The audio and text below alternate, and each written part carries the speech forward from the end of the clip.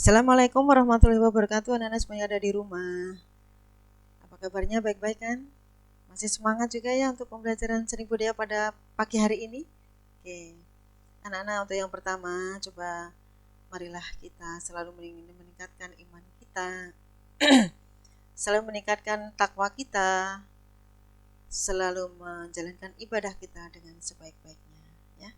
Yang pertama, marilah kita ucapkan puji syukur kehadirat Allah Subhanahu wa taala yang telah memberikan rahmat dan karunia kepada kita semuanya, sehingga pada pembelajaran di pagi hari ini kita selalu kuat, selalu sehat, dan selalu diberi kelancaran. Amin. Ya. Anak-anak, untuk pembelajaran berikutnya marilah kita simak, ya, bahwa pembelajaran pada seni budaya pertemuan ketiga ini melanjutkan pada pertemuan yang kemarin, anak-anak, ya, tentang menggambar flora. Nah, sekarang kita akan melanjutkan pada pagi hari ini tentang membahas menggambar fauna dan alam benda. Ya, anak semuanya. Selain menggambar atau membahas fauna dan alam benda, kita akan membahas juga tentang proses dan tekniknya. Oke, kita akan simak lagi berikutnya. Nah, anak-anak semuanya, untuk lebih baiknya lagi, coba kita mengingat lagi pengertian menggambar. Apa arti menggambar, anak-anak? Ya. Menggambar adalah kegiatan membentuk imajinasi dengan menggunakan banyak pilihan, teknik, dan alat. Bisa juga menggambar diartikan sebagai membuat tanda-tanda tertentu di alat atau di atas permukaan kertas dengan mengolah goresan dari alat gambar. Ya, itu adalah arti pengertian dari menggambar. Dan anak, kita masuk ke materi yang saat ini, menggambar fauna, ya anak-anak. Apakah menggambar fauna itu? Ya, menggambar fauna adalah menggambar binatang atau hewan. Nah, di sini ada teknik, anak-anak. Bagaimana teknik menggambar fauna? Nah, silakan disiapkan buku gambarnya, pensilnya, ya. Kita akan membuat teknik yang pertama, silakan dicoba. Teknik yang pertama, silakan anak membuat bentuk oval. Ya, bentuk oval, kita posisikan tidur seperti ini. Kemudian setelah oval, kita mulai berpikir yang kedua, objek kita adalah binatang angsa atau hewan angsa. Kita buat apa ini, leher ke atas, kemudian buat kepalanya yang sederhana dulu, dan buat kaki juga sederhana, lalu ekor. Nah, tahap yang ketiga, anak-anak sudah berpikir lagi. Angsa itu ada mata, kita buat mata di sini. Dan angsa punya cucuk atau mulut, ya. Nah, kita buat. Kemudian angsa itu bisa terbang. Nah, akhirnya kita buat sayap. Sayap itu kan bulu, ya, kita akan buat nanti. Kemudian ekornya kita kembangkan. Ekor itu kan ada bulunya. Buatlah seperti seindah mungkin. Membayangkan binatang angsa itu seperti apa. Nah, kita bentuk lagi, kakinya udah mulai kreatif, ada cekernya, ya. Ini juga sudah perkembangan lagi.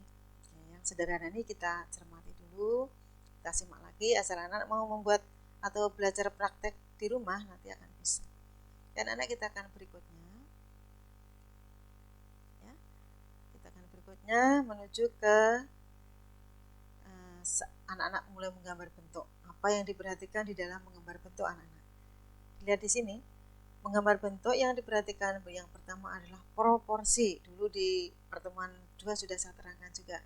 Proporsi itu adalah bentuk benda yang akan digambar. Siapkan dulu proporsinya. Kemudian komposisi gambar yang mau meletakkan seperti apa. Berdiri apa tidur. Nah, kita sudah mulai buat komposisinya. Kemudian berpikir juga cahaya yang menyinari objek gambar nanti akan ada dari arah mana. Yang keempat, penggunaan arsiran atau warna. Nah, setelah mendapat bayangan, kita akan buat bentuk arsirnya di mana, gelap terangnya di mana, kita akan menemukan. Yang kelima adalah penggunaan tentang latar belakang atau background, karena background yang baik nanti akan membuat lukisan itu menjadi hidup atau menjadi lebih seperti nyata, ya. Oke, kita lanjutkan lagi, anak-anak, ya. Setelah kita mengetahui proporsi atau membuat tahap-tahap tadi, kita akan masuk bagaimana menggambar alam benda. Dan alam benda itu juga bisa disebut dengan menggambar bentuk, anak-anak, ya. Nah, bagaimana teknik menggambar alam benda? Sama dengan yang tadi, kita buat teknik pertama, buatlah lingkaran sebanyak 3 dulu yang pertama. Ya, lingkaran pertama kecil di tengah, kemudian di luarnya, dan yang terakhir ada di paling luar. Yang keempat, buatlah lagi lingkaran di atas lingkaran yang pertama tadi sama di atasnya. Nah, masuk ke teknik yang kedua, kita udah berpikir objeknya kita adalah gelas.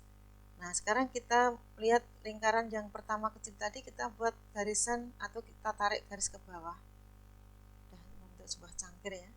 Kita berpikir lagi, kreatif lagi, cangkir punya pegangan, berarti kita buat tulisan pegangan di sini.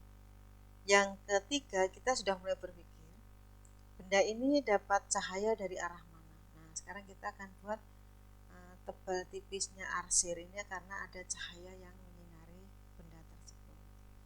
Ya, setelah ini kita akan lanjut berikutnya ya. Yang mudah ini kita belajar di rumah ya. Jadi anak-anak juga siapkan kertasnya untuk buat coret-coret. Asal anak-anak berusaha nanti akan bisa ya. Siapkan dulu. Anak yang ada di rumah, ternyata kita di dalam menggambar alam benda maupun yang lainnya itu kita berpikir kita menggunakan alat dan media. Nah, ini pun juga sudah saya terangkan pada pertemuan yang kedua kemarin, silahkan disimak lagi, tapi kita ulang.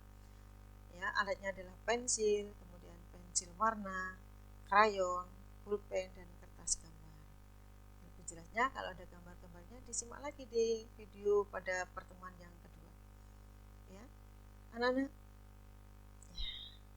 Pada akhirnya kita selalu silahkan mencermati apa yang saya terangkan pada pertemuan tadi, dari teknik menggambar flora, dari teknik menggambar fauna dan alam benda.